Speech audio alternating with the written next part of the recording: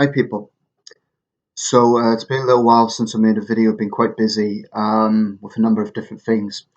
I may make videos actually a little bit less. Certainly the channel is going to be active, and I want to continue expanding, hopefully. But I may make videos a little bit less, as in the next few, I don't know how long, but in the next few days I want to edit it a little bit. Maybe look at old videos that got very little views, or the quality wasn't great, something like that. I'm going to polish it up a little bit.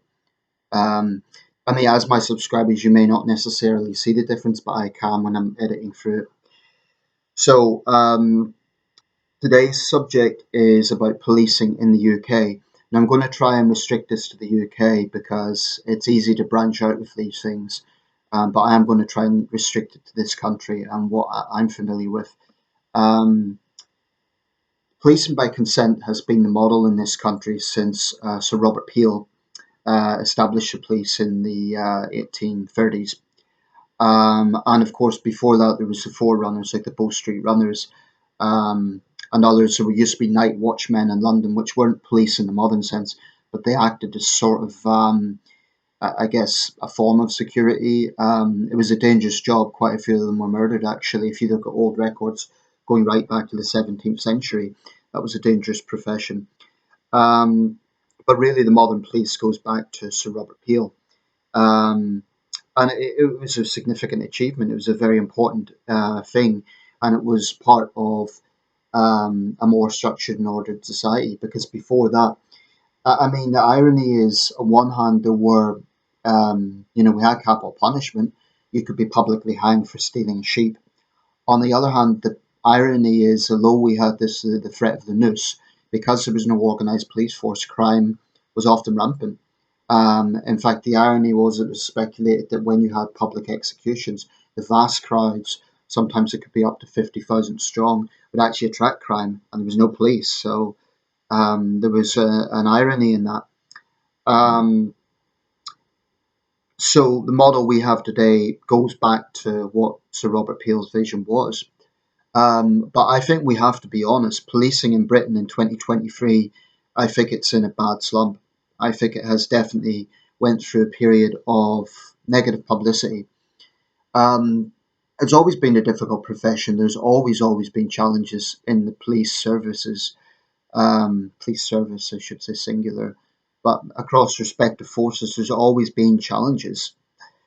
But what I think really needs to happen is the police themselves need to really look at what these challenges are. Um, and I think if they don't, I think if things don't change, we're going to have a very serious situation. Now, like I say, I wasn't going to talk about other examples, other countries, but I'll just briefly say I don't think the British model is by any means the worst or the most challenging. I think there's, respective police forces around the world that are out of control or have no sense of authority whatsoever. They just do what they like, basically, and there is really a breakdown, and they're basically just like a uniform gang. Particularly parts of Latin America, Africa. Um, it's so whatever problems we have, it's useful sometimes maybe to look at international comparisons. But I don't think there's any excuse for the problems that do exist. I think there are things that can be fixed. Um, sometimes when the police are criticised, there's this kind of defensive attitude that comes from the police and from people who may be closely tied to them, perhaps spouses, for example. And it's usually along these lines. Well, one of them is, oh, you're criticising the police, but they're the first people you would call if you had crime. Well, that's a ridiculous argument, because unless you expect people to be vigilantes and risk, you know, getting on the wrong side of the law themselves, they have no choice. So this idea that you can't criticize the police because you rely on them is ridiculous. I think that's a ridiculous argument. It's a very reductionist argument that sort of puts people in a no-win position, because it's like, put up with all the problems that are there, um, or don't rely on them. It's a ridiculous conclusion. The other thing is, when a particularly bad case has been cited, it's like, oh, don't tar all police with the same brush. They're not all like that. And you get good officers. Well, of course, there's good officers. Of course, in any group of people, you're going to have good and bad. That's just common sense. Um, but I don't think it should have to be a case that every single time that is the caveat, because reasonable people already know that. It shouldn't be, well, this thing has happened, this example of corruption, this example of abusing power. But well, I better add, oh, but I know it's not all police. Well, the police shouldn't be so sensitive, frankly, um, because a lot of this negativity they've brought on themselves. Now, I don't want to be misunderstood with that. I'm not anti-police. In fact, I've worked with the police in the past. I was a liaison for a community group that I was in, and basically, it was just like beat level. It was sort of like community policing, but I was a person in my local residents association who kind of worked with them. It wasn't extensive. It was for a brief period, but I spoke to the officer. We exchanged contact details and so on about basically if there was crime in the area, we would work with them. So I've had a little bit of experience. Also, when I was at university, in my capacity of being on the student council, I was a liaison with the police. So I've had a little bit of experience, not much, a little bit of working with the police. And the officers I communicate with were very reasonable people. I find them good to work with. But the fact is, there are people who absolutely should not be wearing a uniform. And I recently had a debate with someone on the Police Federation uh, page, and their attitude was it's the problems are just very minuscule, they're very minor. I take issue with that because I would argue, let's say you have 100 police officers. If you have even 10 of those police officers, or even five, who are corrupt, that's five too many. So it's not good enough to say the majority are okay, because when you have this problem of corruption or abuse of power, and I'll explore that a little bit more in a minute, but it's not good enough to say the majority of officers aren't involved, because if the good officers, this is the important point, if good officers are not speaking out, or if there's a culture of fear where they'll get, pushback for speaking out, that in itself is a problem. So my point here is, if good officers aren't speaking out, they can't really complain. The onus is on them to condemn the bad apples in their midst. So what am I talking about by corruption and abuse of power? Well, this crosses into a lot of areas, but one thing that must be absolutely clear: police officers should not be above the law. Now, to be fair, arrests have been made. We all know about that very controversial case, Wayne Couzens and Sarah Everard. He was arrested. He's now serving a life sentence. Good. Then there was another case, David Carrick, a prolific rapist. He's also serving a lengthy sentence. But they are extreme cases. You get other cases that aren't quite so severe, but they're still pretty bad. You get open racists in the force, and some really misogynistic attitude. People like that, I don't think a reprimand is enough. I don't think they're fit to wear a uniform. If they hold racist views, if they hold misogynistic views, how can they serve the public? How can they serve an ethnic minority victim of crime? How can they help a woman who's been raped if their attitude is misogynistic? They're not fit to wear a uniform. And I don't think an apology is enough. I think they need to be kicked out. Now, as it stands, there's a bit of an ongoing feud between the head of the Metropolitan Police and the bodies that are responsible for basically cleaning the police up. Now, Sir Mark Rowley gets a lot of the blame because he is the head, he's the face of the police. Maybe it's a little unfair because apparently, I forget the formal term off the top of my head, but apparently this vetting process is actually handled by lawyers. It's actually a third party. Now, those lawyers have made excuses. I think there needs to be a lot more scrutiny of them and a lot more condemnation of them. Why are they failing? Why, in the time that they've been allocated, it was several years ago, has the police not cleaned up? Why are the bad apples not being thrown out? Why is it they're still getting through the ranks? Um, those are important questions. So it's not entirely fair to blame it entirely on Sir Mark Rowley and chief superintendents in respective forces, because it may well be that they don't have complete authority on who gets in and who doesn't. In fact, they don't. They're not the ones sitting down to each individual interview. But I would say they do have responsibility insofar as doing everything they can to make sure the vetting process is stricter. Um, you know, there was another case where two officers were suspended because they were caught joking about two women who were found dead in a park in North London. I think it was Hampstead Heath actually, and they got dismissed. I don't know if they got fully sacked, but that just shows that there is definitely a rot in police ranks.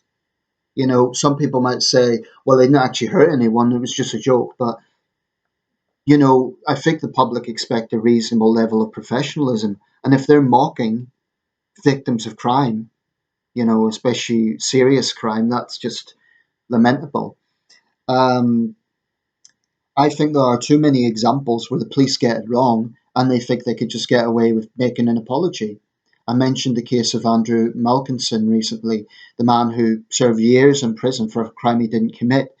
Greater Manchester Police apologised. An apology is not good enough. I think when the police get it wrong, they have to understand a simple apology doesn't suffice. They have to change the mechanism that was in place that meant that they got it wrong in the first place so that it doesn't happen again. We had a similar case in Sunderland. An innocent man, now he didn't go to prison, but it did go to trial and his life was ruined over the murder of a little girl back in 1992. Again, Northumbria police apologised recently when the actual culprit, was convicted and he's now serving a life sentence. But what I would say is apologies are not enough, and the police have to understand that. An apology, it's protocol, it's better than nothing, but it's unless that is coupled with a change in culture and a concrete effort to change what went wrong and to compensate the person who was falsely imprisoned or the people they let down. There was another case in Leicestershire back in the 2000s. I remember it because it was a particularly bad case. Fiona Pilkington, um, and she was a woman who had a severely disabled daughter, and basically they were tormented by local yobs over and over and over again. And they kept telling the police, and the police did not take this seriously. And eventually they ended up taking their own lives because the level of abuse that they got from these yobs, local youth gangs, was so much that they just couldn't take it anymore. And then again, Leicestershire police made a grovelling apology. It's not good enough. Um, because policing by consent also means that they have to earn public trust. When you get even cases which they might dismiss as a minor inconvenience, it's not good enough. Like on Coronation Day, when the woman was held all day and she had nothing to do with just stop oil, and made a video about that. Again, they apologise, and but they should have released her as soon as they knew that she had nothing to do with it. I don't understand why it took hours and hours afterwards, even after they knew. This is the sort of things that don't make any sense. There seems to be a common sense deficit. And this is what infuriates people. Um, so there's that extreme, the abuse of power, false arrests, miscarriages of justice, which I think the police are complicit because more often than not, they will push for, a confession. In the case actually of the Sunderland, the man who was falsely accused, he had denied it hundreds of times and he eventually confessed because he was worn down. It was psychological. Um, So I think the police do need to explain themselves. I think the public look very harshly when there is clear abuse of power. Recently, there was a case in Leeds. I don't think I made a video about it. Maybe I did. I can't remember honestly. I think I did make a video on that one actually. The autistic girl. Initially the police done the right thing, bringing her home because she was drunk, right? So she's vulnerable. She's a drunk teenager.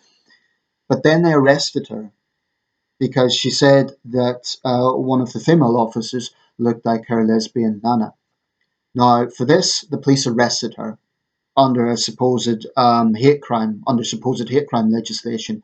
That warrants a lot of questions. Initially, West Yorkshire Police opened comments, but then they closed comments because they were bombarded with criticism, understandably. This was a disgraceful overreaction. The local MP complained, a lot of public figures complained. It was a good example of the police doing themselves no favours. There was absolutely no reason why they should have arrested that girl. You know, like I said at the time, unless there was more to it and the girl was being violent, there was no reason to arrest her. But the point here is the police didn't cite any sort of violence. They said they arrested her under hate crime legislation. That was the reasoning. So this is not a good situation. If you have hypersensitive officers who are going to arrest people over that sort of misunderstanding, that is a clear abuse of power, especially when it involves an entire unit of police. I think that people look at the pandemic and they say, well, wait a second, the police were everywhere to be seen, you know, enforcing that. But now, when you need the police, where are they? So this gets into a question about resources. Um, because there's another extreme. I've spoke about abuse of power, I've spoke about misogyny and racism and false arrest. But there's another side which is wasting resources. The police are always saying, "Oh, we don't have the resources. The resources are stretched," and yet, they'll explain that for the lack of ability to tackle burglars and other serious crimes. I think it was the Daily Express report that 4% of burglaries result in some sort of conviction. 4%, which meaning 96% aren't. That's an absolute disgrace. And the worst city for it is Birmingham. Apparently, Birmingham recorded last year 7,000, 7,500. Don't quote me on this. I think it was around that, so there's not an exact figure, but it was a lot of burglaries, and it worked out at one every 1.5 minutes or something. Um, Disgraceful. Um, that probably wasn't 1.5 minutes. It was probably a bit less frequent than that, but the point is, it was frequent. Um, so when the police are pushed on stuff like that, they'll say, "Well, we don't have the resources." But this is the question. They don't have resources for that. Yet there's been examples of police spending time on non-crime hate incidents. Someone using the wrong pronoun online, for example. How do they explain that? How do they justify that? How can they say, well, our resources are stretched, but we're going to find time to police a non-crime hate incident? Or, you can get 7 officers to arrest a 16-year-old autistic girl who isn't posing a violent threat, um, yet your officers can't, deal with more serious crimes. And I'm not saying West Yorkshire Police don't deal with more serious crimes, but this is a question of priorities. It's a question of optics, you know. And I think every force is impacted. I think some are worse than others, and naturally, a bigger force is going to have more challenges. So the Metropolitan Police, West Yorkshire Police, Greater Manchester Police, West Midlands Police, and Strathclyde Police, or Police Scotland as they're now called, um, they're going to have bigger challenges than, for example, a rural police force. Um, Fair enough, that's going to be a different challenge. But I do think that, a lot of this comes down to decisions made at the top. I don't wholly blame beat officers, although sometimes you get rogue officers who, do disservice to the uniform. But I do think sometimes beat officers have their hands tied. And I do think, for what it's worth, there are a lot of police officers who are frustrated. They want to get back to basics. Um, and I'm going to conclude with this point. Back to basics policing is so, so, so important. It really is. Because I've cited two extremes. I've cited abuse of power, and I've cited, let's call it, pandering to the woke, right? Policing non-crime hate incidents. Frankly, they should have nothing to do with that. If they're not crimes, why are the police getting involved? The police should not be spending any time on policing, bad words on the internet. The only exception would be if there's explicit threats made against an MP for obvious reasons, or other public figures, or explicit threats. Explicit threats. But if someone's simply calling someone else names, that I don't think the police should have anything to do with that. Quite frankly, I think it's a complete waste of resources, and I think the police need to explain themselves. Why are they spending time on that? Um, So, in conclusion, there needs to be a back to basics approach. I think there are officers out there who know that and they want to get back to that. But there's a few things, as I see it, they need to do. First of all, the police federation, the police themselves, this comes down to individual officers. They shouldn't be making excuses. They shouldn't be whining about it. There has to be basically a clean up in the ranks. And any officer who complains about that, I would question what is their motivation. Why are they complaining? Unless they are part of the problem. There needs to be reasonable measures put in place. I'm not talking about a witch hunt. I'm not saying, if an officer is accused of something, he or she should be immediately thrown out of the forces. But I would say that far, far more often than not, corrupt officers get away with it. That is absolutely disgraceful, because the public will look on that and say, well, you're protecting your own. You're protecting your own. Now, to be fair to the police, usually when these things happen, they do refer themselves to independent third parties. Like, I think it's called they've changed their name a few times. I think it's the Independent Police Complaints Commission, or that's what it used to be called. But to be fair to the police, they will usually refer themselves. Fair enough. And there are times the police are criticised unfairly. So I still argue that crash earlier this year in Cardiff, the officers were chasing, two teenagers who were on a stolen vehicle. So, driving recklessly on that occasion, I think the police were right to act. But it resulted in a riot. So there are times the police are criticised unfairly. I think when it comes to racism, I think there are racists in the force, no question about it, because they've been exposed. But having said that, I think there will be people, criminals, who use that as an excuse. Oh, I'm only being arrested because I'm black. And no, maybe you're being arrested because you acted suspiciously. So I'm a supporter of stop and search, by the way. I think that the evidence shows that it does have an effect in reducing knife crime. But I'm going to wrap this up. Back to basics is the key takeaway here. This is what the police really, really need to focus on. I am not anti-police. I want the police to succeed.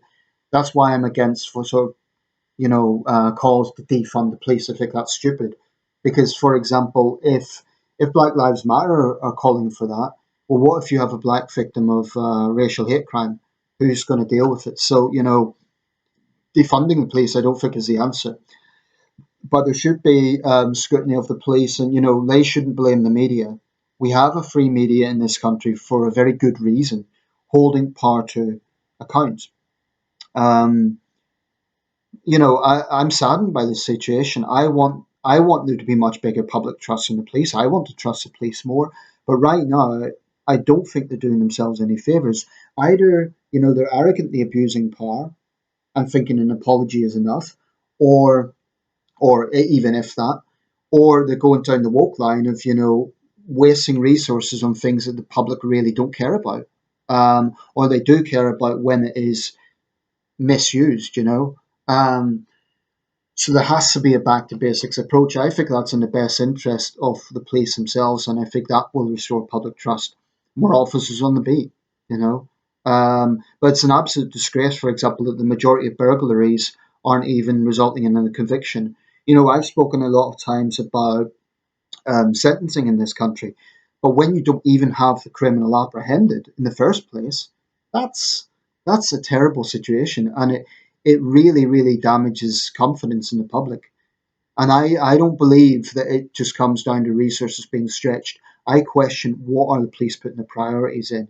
Um, they need to understand the public mood. They need to understand what the public are angry about.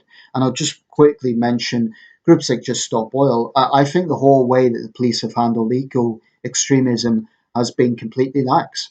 Even when arrests have been made, it's only been after negotiating with them for 5 minutes. They should be following their continental counterparts, getting in there. And I know they say that, oh, well, the police don't, Just Stop Oil don't always publicise where they're going to be.